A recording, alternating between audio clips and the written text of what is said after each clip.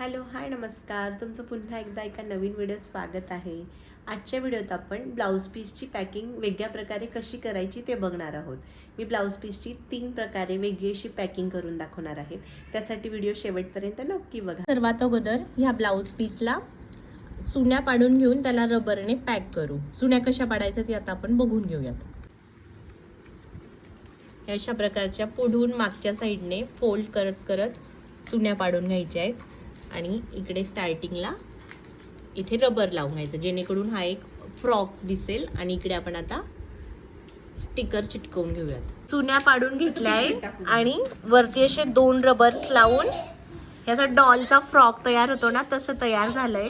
आणि आता इथे वरती असे वेगळे वेगळे क्यूट फेसेसवाल्या लेडीजचे स्टिकर्स आणलेले, त्यांना आता चिकटपट्टी लावून आपण चिपकून घेऊयात.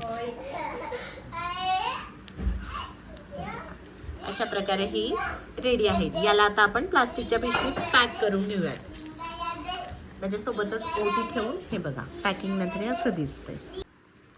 फर्स्ट पद्धत आपण ही डॉलची पाहिली. आता सेकंड पद्धत पर्स सारखी पॅकिंग करायची आपल्याला. त्याच्यासाठी आपल्याला 2 बांगड्या लागणार आहे. इकडे असं ब्लाऊज पीस आधी ओपन करून घ्यायचं.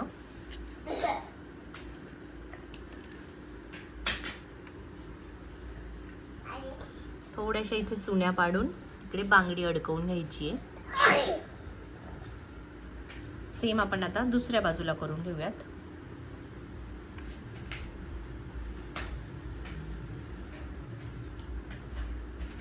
अगदी 2 मिनिटात आपली ही पर्स बनून रेडी आहे. आणि आपण आता इथे आतमध्ये ही ओटी टाकून. आता आपण तिसरी पद्धत बघून घेऊ. ब्लाऊज पीस असं ओपन करून त्याला घड्या पाडून घ्यायच्या आहे. जसं आपण फर्स्ट टाइम डॉलच्या वेळेस केलं ना, तसं घड्या पाडून घ्यायच्या आहे.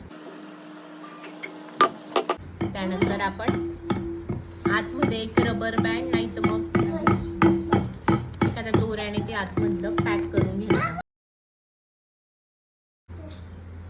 याला असं मधोमध आपण एका लेसने बांधून घेणार आहोत.